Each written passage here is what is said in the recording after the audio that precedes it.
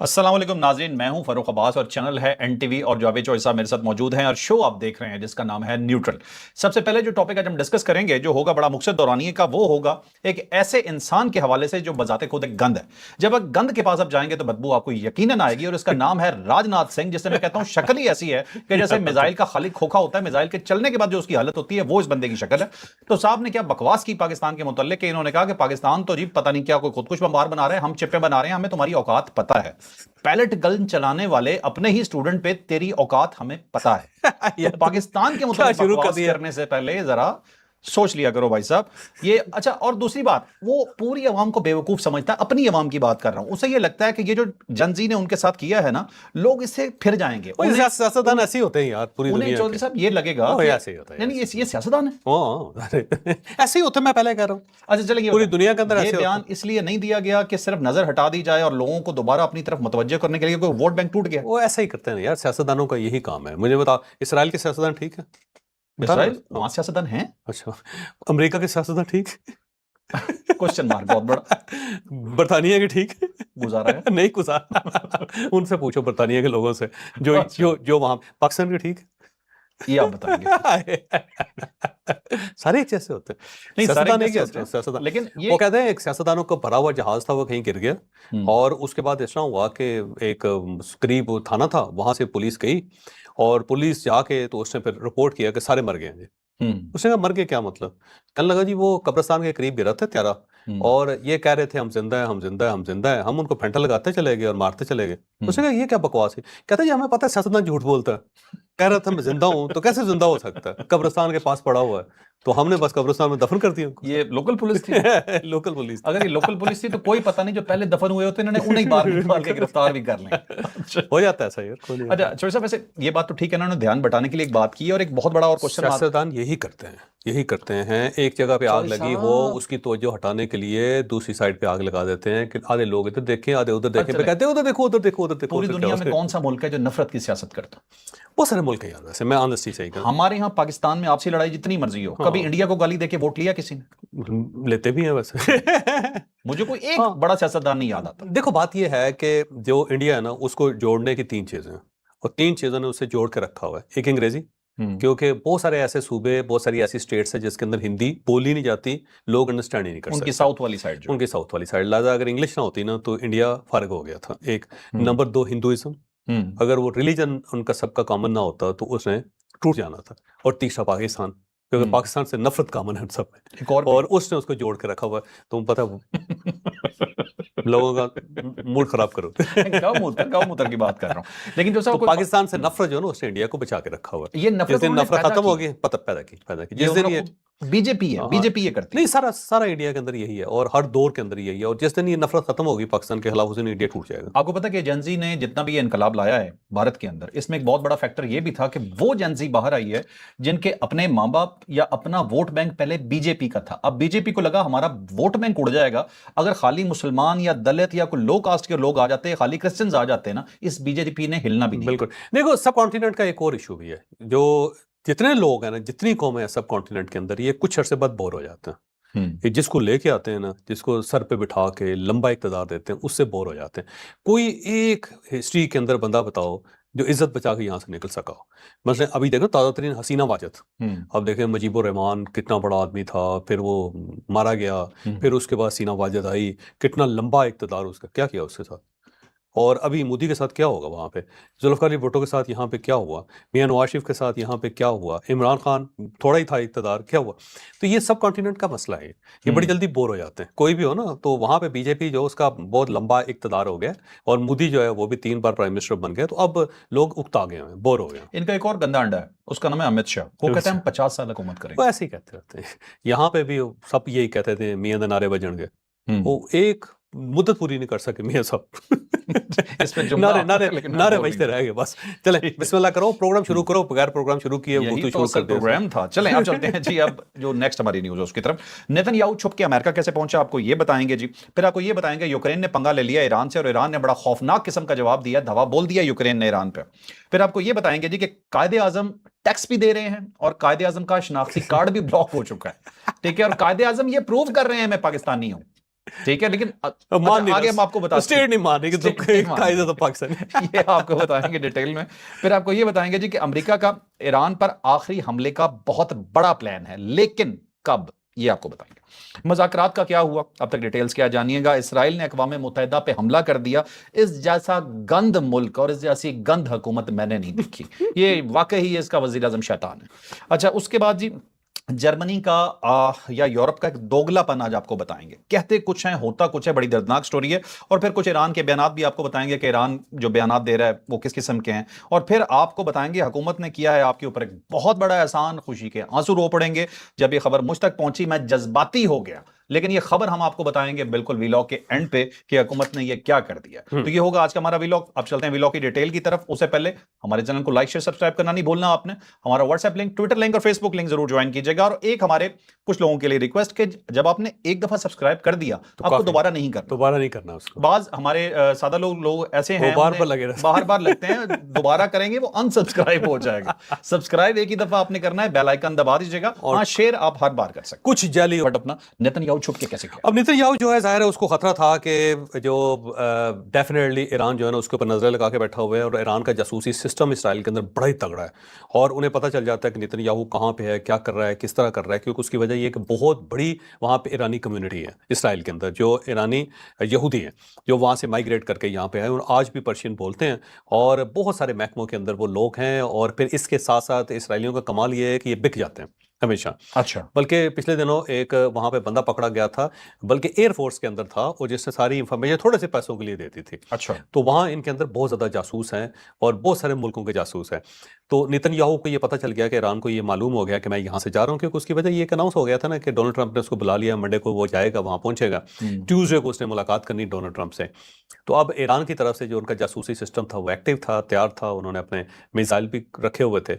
और नेतन्याहू को खतरा ये महसूस हो गया कि इधर से मेरा जहाज़ उड़ेगा, उधर से वो हिट कर देंगे और मुझे मार देंगे, क्योंकि नंबर 1 दुश्मन ईरानी समझते हैं इसको नेतन्याहू को। उसकी बुनियादी वजह यह है कि इसी ने अली खामनाई साहब को शहीद किया था।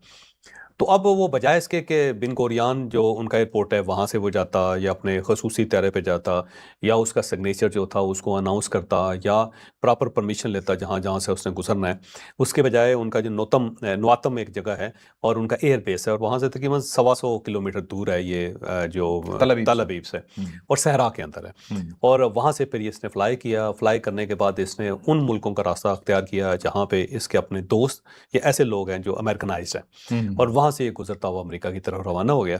और जब ये अटलांटिक ओशन में पहुंचा तो उसने एक लंबा ठंडा सांस लिया, वरना ये डरता रहा कि कोई इस साइड से मिसाइल आएगा, उस साइड से मिसाइल आएगा।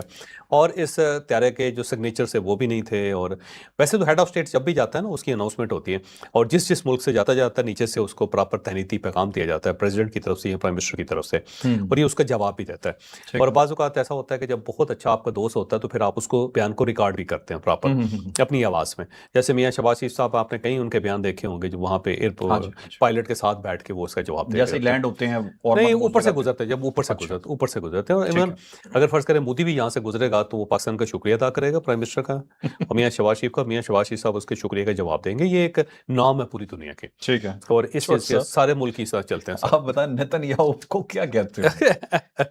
अब वो उससे रवाना हो गया जी, और उसने अभी ट्वीट किया सोशल मीडिया के ऊपर। उसने कहा है कि जी मेरी ट्रंप के साथ मुलाकात होगी, और उस मुलाकात में ईरान एजेंडे का पहला नंबर होगा, यानी ईरान के ऊपर हमने बात करनी है।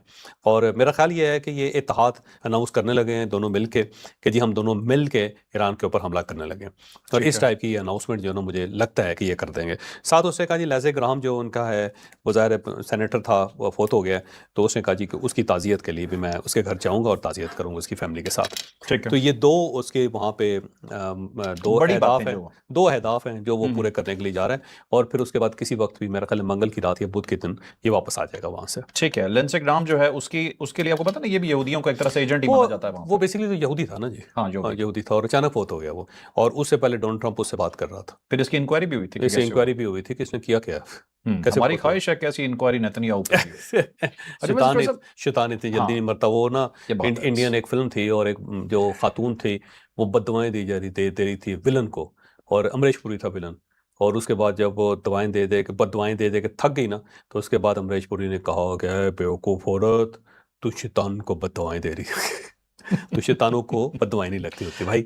मैं तो सिर्फ सोच रहा हूँ जब ये गुजर रहा होता होगा नीचे से कहते होंगे जी प्रेसिडेंट साहब आपसे बात करना चाहते हैं नेतन्याहू साहब कहते होंगे जी, कहते हैं जी लानत हो और साथ ही बात सारी दुनिया ये करती होगी इसके साथ। अच्छा चौधरी साहब, अब अगली हमारी बहुत बड़ी खबर है, ये एक ट्विस्ट आया कि यूक्रेन और ईरान का आपस में मसला शुरू हो गया। बेसिकली तो ये कैस्पियन सी जो है ना, ईरान को दो समंदर लगते हैं, ये तो आपको मालूम होगा। एक ये वाला जिसे खलीज फारस कहते हैं और दूसरा जो है इसका कैस्पियन सी है। अब ये कैस्पियन सी जो है ना ये रशिया की तरफ से है। अगर आप देखें ना तो इसके साथ साथ जो मुल्क हैं बिल्कुल इसके साथ अज़रबैजान है, फिर आर्मीनिया है, फिर उसके बाद जॉर्जिया है, ये आगे इस तरह कैस्पियन सी के साथ साथ बहुत सारे मुल्क हैं। और इस साइड पे उज़्बेकिस्तान का एक छोटा सा पोर्शन है, फिर उसके साथ कज़ाकिस्तान का पोर्शन है और उसके बाद रशिया स्टार्ट हो जाता है। और रशिया का जो सबसे बड़ा दरिया है ना उसका नाम है वाल्गा। तो वाल्गा रिवर जो है ना, दुनिया के बड़े जो रिवर्स हैं उनके अंदर वाल्गा भी शुमार होता है। जैसे कि नाइल है, नील दरिया नील है, और उसके साथ साथ अमेज़न है जो साउथ अफ्रीका के अंदर और चलता है, और ये ब्राज़ील के अंदर भी है अमेज़न। अब ये बहुत बड़ा सवाल है कि अमेज़न बड़ा है या नाइल बड़ा है या फिर वाल्गा बड़ा है, और तीसरा वाल्गा। तो ये सारे ना तकरीबन सबकी लेंथ एक जैसी है तीनों की। तो वाल्गा जो रिवर है वो पूरे रशिया के अंदर से होता हुआ एक वहाँ पे तुरखान है, एक जगह है तुरखान, और तुरखान जो है ना वहाँ पे जाके ये जाके लैंड करता है, कैस्पियन सी के अंदर जाता है। तो कैस्पियन सी का जो सबसे बड़ा सोर्स है पानी का वो वाल्गा रिवर है। तो अब वहाँ पे क्योंकि खुद ईरान के अपने शहर हैं, एक रुश्त बड़ा मशहूर शहर है इसका, रुश्त नाम है उसका। अच्छा, इसी तरह जो है ना काजवीन एक इनका बड़ा पुराना शहर है, तो इसी वजह से इसको ना आबनाए बल्कि इसको बहरे काजवीन भी कहते हैं, ईरानी इसको काजवीन कहते हैं इस समंदर को, कैस्पियन सी है। और दूसरी साइड पे ना उस साइड पे रशियन शहर भी हैं, और वो बड़े ज़बरदस्त किस्म के रिजॉर्ट बने, और मौसम बड़ा अच्छा होता है क्योंकि गर्म मौसम होता है। तो रशियन जो होते हैं ना सर्दियों के अंदर वहाँ पे चले जाते हैं, और वहाँ पे बहुत सूची एक शहर बड़ा मशहूर शहर है जहाँ पे कॉन्फ्रेंस भी हुई थी वो। तो बहरहाल एनी हो, यहाँ पे इनके अपने जहाज़ हैं, और ये जहाज़ क्योंकि इस साइड से दूसरी साइड पे हैं, महफूज हैं, तो इनके ऊपर उस साइड पे अटैक नहीं हुआ था। तो कल यूक्रेन की तरफ से ड्रोन अटैक हुआ है इसके ऊपर, एक जहाज़ के ऊपर, और जहाज़ जो ना ऑलमोस्ट तबाह हो गया जिसको कहा जा सकता है। तो उसके बाद जब ईरान ने बहुत ज़्यादा एहतजाज किया, अब्बास अराग़ची ने कल बात भी की उसके ऊपर कि जनाब हम तो इसको नहीं भूलेंगे, हम तो इसका जवाब देंगे। तो उसके बाद यूक्रेनी जो वज़ीर ख़ारजा है उसकी तरफ से एक अजीब सा फुसफुसा सा जवाब आया, और उसने कहा जी देखें जी ये तो रशिया को सपोर्ट करता रहा है और रशिया को असला बेचता रहा है, और वो असला हमारे खिलाफ इस्तेमाल हुआ है, तो अब हम इसका बदला लेंगे। अब सवाल ये है कि ईरान बेचारे ने कहाँ असला बेचना, तो खुद फंसा हुआ है, खुद असला लेता फिर रहा है मुल्कों से, और वो अपनी ज़रूरत खुद पूरी करेगा या रशिया को बेचे देगा। दूसरा ये है कि अगर रशिया ईरान से असला देने पर मजबूर हो गया तो फिर रशिया को अपनी जंग का खात्मे का ऐलान कर देना चाहिए, उससे हाथ जोड़ देना चाहिए, सुलह कर लेनी चाहिए, क्योंकि बिल्कुल मरासी और चौधरी की लड़ाई है। उसके अंदर अगर एक दूसरे मुल्क से या दूसरे गरीब आदमी से वो अगर असला मांग रहा है, डंडे मांग रहा है, तो फिर चौधरी तो ख़त्म हो गया ना। तो वो ये मुमकिन नहीं है। लेकिन अब ये सवाल ये है कि यूक्रेन ने किया क्यों। वो बेसिकली डोनाल्ड ट्रंप को खुश कर रहे हैं, और उन्होंने देखा कि डोनाल्ड ट्रंप फंसा हुआ है, तो उन्होंने एक नया महाज जो है ना दूसरी साइड पे ईरान की तवज्जो बढ़ाने के लिए और दुनिया को ये बताने के लिए कि ये साइड भी है, हम इस साइड से भी अटैक कर सकते हैं इसके ऊपर। ये कहीं इन्होंने डोनाल्ड ट्रंप की बोटी के लिए अपना बकरा तो नहीं हलाल कर लिया? नहीं, ऐसा नहीं है, क्योंकि उसकी वजह यह है कि यूक्रेन जो है ना उसकी हिफाजत तो पूरा यूरोप कर रहा है, अमेरिका कर रहा है। वो अफोर्ड ही नहीं कर सकते कि यूक्रेन के ऊपर रशिया का कब्जा हो जाए, क्योंकि अगर रशिया का कब्जा होगा तो दोबारा यूरोप नहीं, रशिया का नहीं, अब जो ईरान ने जवाब दिया ना वो बड़ा मायने खेज है इसके ऊपर। वो अगर आप जरा बताएं ना कि वो क्या बन रहा है। वो मैं डेफिनेटली बात करता हूँ, लेकिन अब जिस तरह आपने बाबुल मंदब है ना उस तरफ ईरान चला गया हुआ है, तो सेम इसी तरह इन्होंने ना यूक्रेन की तरफ से ना उधर कैस्पियन की तरफ से एक नया महाज को लेकर आप इस तरफ से टच करोगे, हमारे पास ये ऑप्शन भी है। ओके, तो हम इस साइड से भी आपको मारेंगे। ये बाबुल मंदब का जवाब, ये बाबुल मंदब का जवाब है। मेरा ख्याल है उनको एक सिग्नल दिया गया है कि ये साइड भी आप लोगों की कमजोर है, और वो तेहरान की बड़े करीब है उस साइड से। ये भी ध्यान में रखिएगा कि वहां से ना तेहरान को ज्यादा दूर नहीं है फिर। लेकिन फिर एक और भी तो है, फिर रशिया भी तो आया अंदर। हाँ, रशिया के करीब है वो सारा सूरत हाल ना। लेकिन अब देखते हैं ना कि क्या अगर यहाँ से पंगेबाजी होगी तो उधर से रशिया मारना शुरू कर देगा। हो सकता है, लेकिन रशिया मेरा नहीं ख्याल कि ईरान की सपोर्ट करेगा, फेवर करेगा। अच्छा, आपको लग रहा है कि अभी सामने नहीं आएगा? बिल्कुल नहीं आएगा, क्योंकि वो एक पराई लड़ाई है, उसके अंदर उसको घुसने की क्या जरूरत। बहरहाल जी उसके जवाब में अब जो ईरानी है उनकी तरफ से जवाब आना शुरू है। इब्राहिम अजीजी साहब उनके जो मशीर हैं, उनका कहना है कि यूक्रेन को कीमत इसकी चुकाना पड़ेगी, और अमेरिका और इसराइल से पूछ लें कि किस तरह कीमत चुकानी पड़ती है। लिया, हम भूलने वाले लोग नहीं हैं, हम इसको भूलेंगे नहीं और यूक्रेन को लग पता जाएगा और हम ये करके दिखाएंगे आपको। इस टाइप की उन्होंने बयान दिया है। तो इसका मतलब ये हुआ कि ईरान जो है इस चीज़ को सीरियस ले रहा है। उसका ख्याल ये है कि यूक्रेन पे हमें हमला करना चाहिए। लेकिन ईरान जो है ना यूक्रेन पे हमला नहीं कर सकता। वो उसकी बुनियादी वजह ये है कि वो यूरोप के बिल्कुल साथ है और आपको बहुत सारे मुल्कों के ऊपर से जहाज़ गुजारने पड़ेंगे या अपने मिसाइल गुजारने पड़ेंगे। और अगर आपने उस साइड पे महाज खोल लिया तो इस वक्त यूक्रेन के साथ पूरा यूरोप खड़ा है। तो फिर अल्टीमेटली ये हो जाएगा कि आपके लिए मिसाइल पड़ते चले जाएंगे। ये सिर्फ मेरा ख्याल है इस टाइप की बातें करते रहेंगे। कोई एक आध हो सकता है वहां पे ड्रोन भेज भी दें, लेकिन यूक्रेन के साथ ये पंगेबाजी नहीं करेंगे ईरानी नहीं करेंगे, मुझे नहीं लगता। कोई एक आध जहाज उड़ाएंगे इनका, हो सकता है, लेकिन जहाज नहीं इस तरह अगर इन्होंने किया ना, जहाज उन बेचारों के पास है भी कोई नहीं, सारे जर्मनी के और फ्रांस के और बाकी सब मुल्कों के इस्तेमाल हो रहे हैं। तो मिसाइल है उनके, ड्रोन उनके पास बहुत ज़बरदस्त हैं। और ये भी मज़े की बात बताता हूँ कि जितने जहाज़ों के अंदर इंजन होते हैं ना, उसमें पहले तो, अब तो है नई टेक्नोलॉजी आ गई, नई कंपनियाँ आ गई, मैक्सिमम जो थे वो यूक्रेन के इस्तेमाल होते थे। अच्छा, पहले अच्छा। वैसे मैं जेट्स में ये जो जेट्स इवन हमारा जो है ना JF-17 थंडर जो थंडर, उसके अंदर यूक्रेन का वो इस्तेमाल होता है इंजन यूक्रेन का।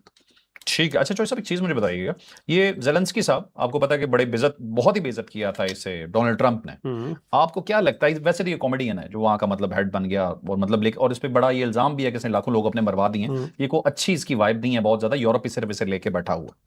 आपको क्या लगता है ये सब कुछ हुआ है, ये ज़ेलेंस्की की मर्जी से हुई या अमेरिका ने डंडा देके करवाया? नहीं, मेरा ख्याल है इसने खुद, ज़ेलेंस्की ने खुद किया है, थोड़ा सा ना उसके साथ ताल्लुकात बेहतर करने के लिए। मतलब एज अ यूक्रेन पूरा साथ चल रहा है इसके? हाँ, उसने ना थोड़ा सा ट्रंप को खुश करने के लिए किया। चलो ठीक, क्योंकि अगर डोनाल्ड ट्रंप के कहने पे किया होता तो फिर ज्यादा हमले करता।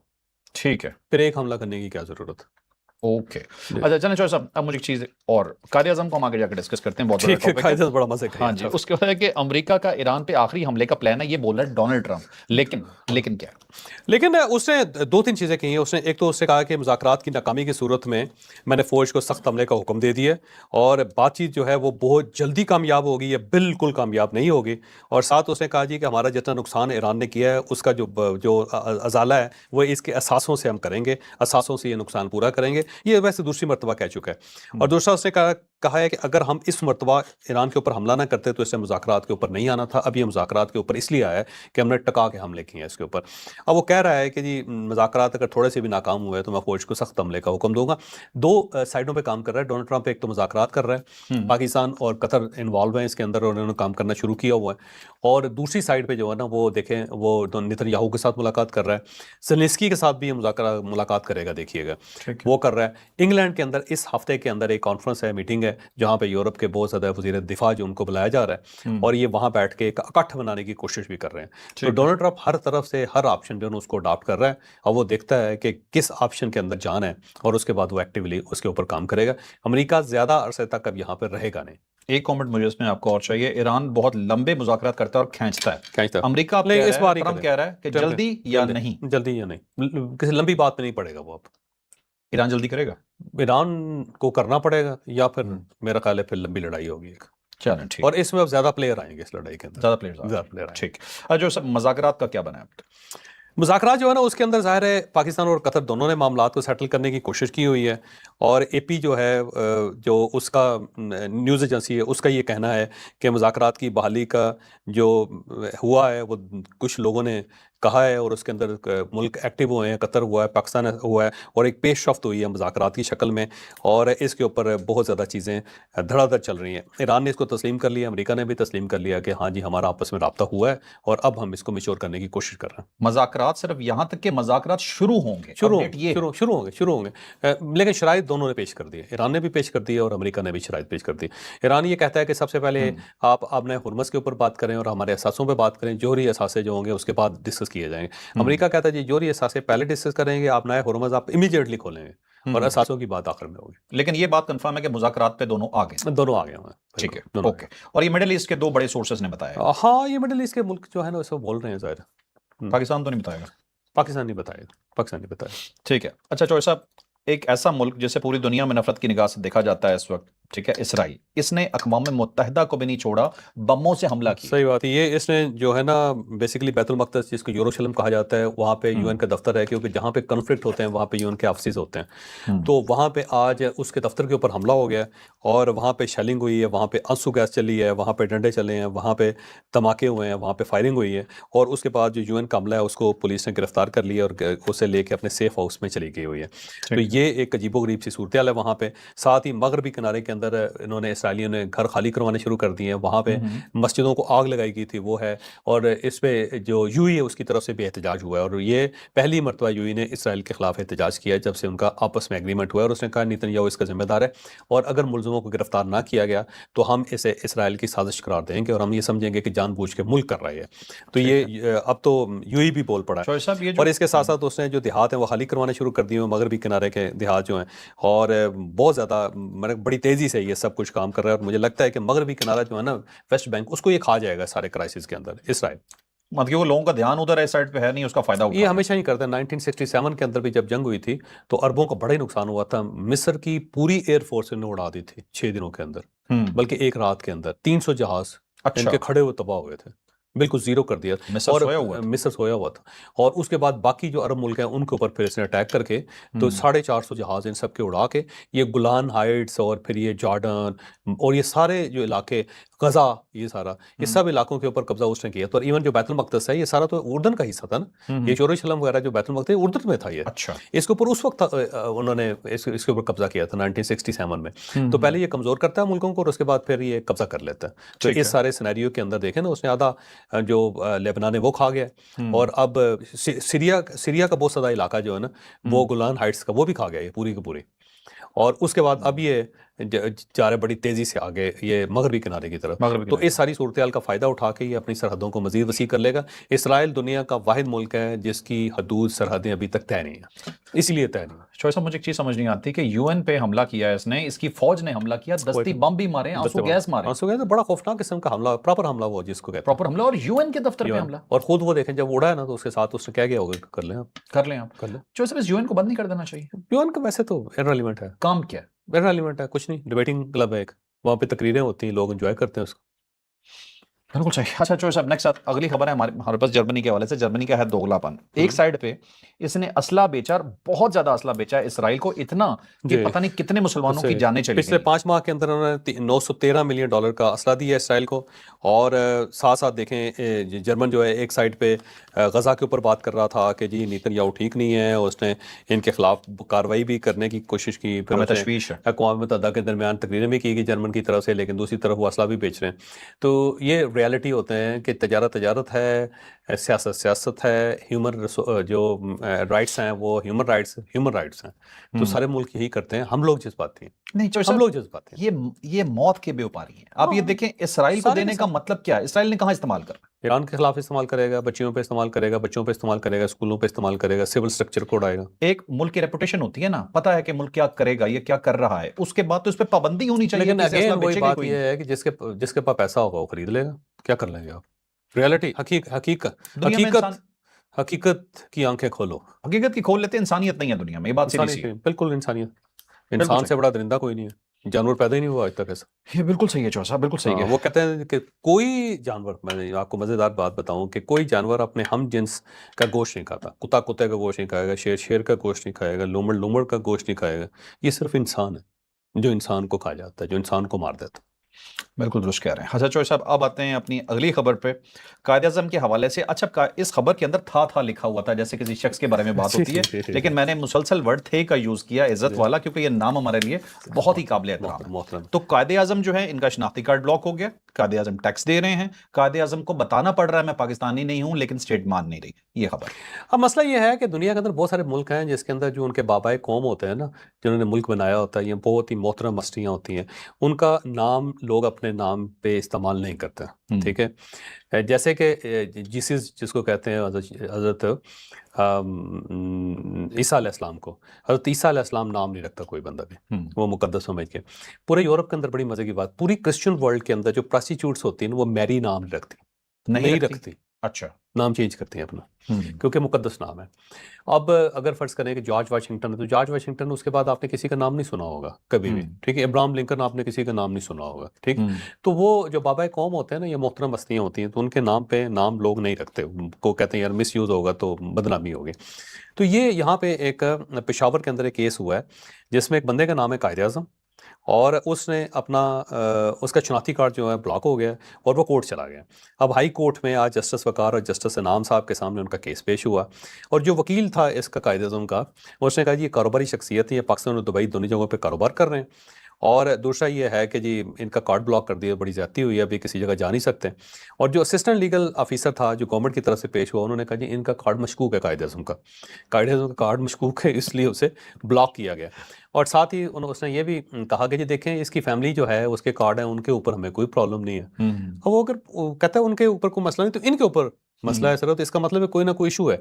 तो इसने ये किया होगा कि बजाय इसके कि वो अपने बच्चों का जो है ना नाम कायद-ए-आज़म के ख़ानदान के साथ रख देता है, या फातिमा जिन्ना रख देता साथ, है भाई, या रत्ती बाई रख देता कोई साथ, है, या मरियम जिन्ना रख देता नाम, ताकि उन सबके भी ब्लॉक हो जाते पूरा खानदानी कायद-ए-आज़म का ब्लॉक होता सारे इन्हें के साथ। अदालत ने अभी कार्रवाई रोक दी है ना, डेपुटेशन की हो रही थी, इन्हें यहाँ से निकाला जा रहा था, अफगानिस्तान भेज रहे थे, लेकिन फिलहाल रोक दिया। अभी ने कहा नादरा बोर्ड के सामने पेश हो और वहां जाके साबित करो तुम पाकिस्तानी और कायद-ए-आज़म हो।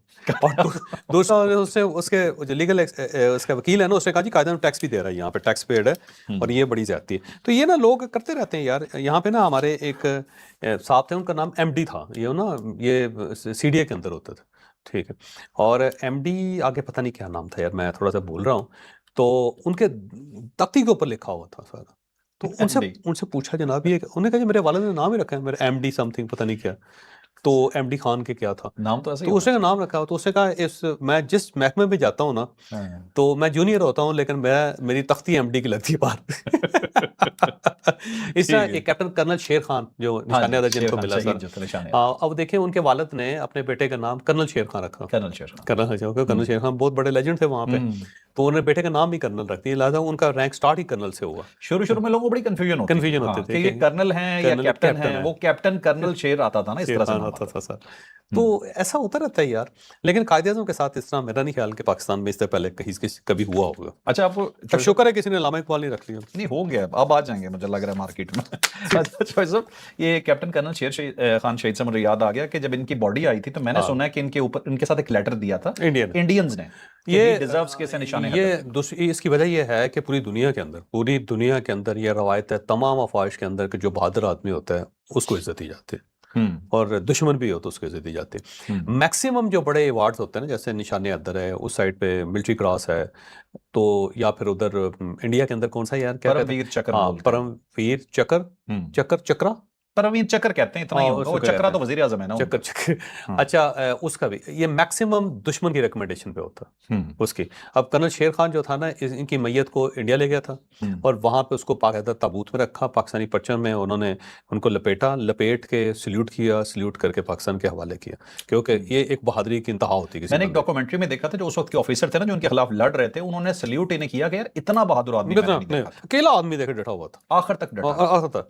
एक ना इसी तरह एक केतरपाल के नाम से एक लड़का था, और उनका टैंक की रेजिमेंट थी उनकी इंडिया की, और ये 1971 की जंग में यहाँ पे बसंतर नाला है, यह है सियालकोट के पास बसंतर नाला, और वो बेसिकली उसके साथ 6-7 टैंक थे, उनको लीड कर रहा था वो केतरपाल, अरोन केतरपाल उसका नाम था, अरोन केतरपाल। उसको भी ये चक्रा जो है ना, परमवीर चक्र जो है ना, वो मिला हुआ उसको, यानी निशाने आदर के बराबर है सारा।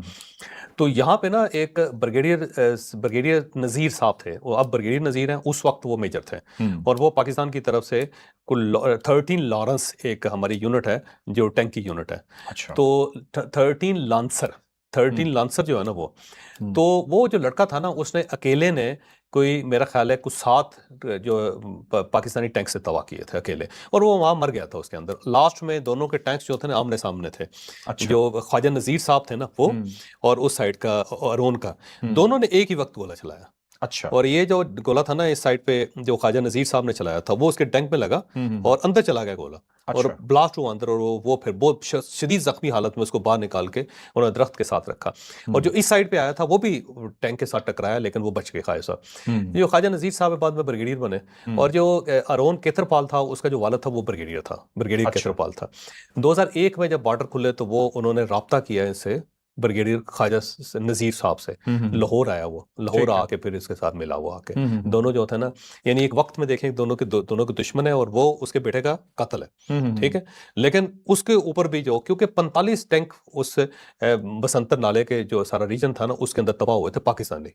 अच्छा। पाकिस्तान का उस वक्त बहुत लॉस हुआ था वो, ठीक है। तो बहरहाल वो इतना बहादुर आदमी था कि उसने ये काम किया और पाकिस्तान की फौज ने उसको रिकमेंड किया था कि ये आपके हाईएस्ट जो गैलेंट्री रैंक को डिजर्व करता है, ये डिजर्व करता है। उसकी लाश भी यहाँ से भेजी गई थी। बिल्कुल ठीक है, बिल्कुल ठीक।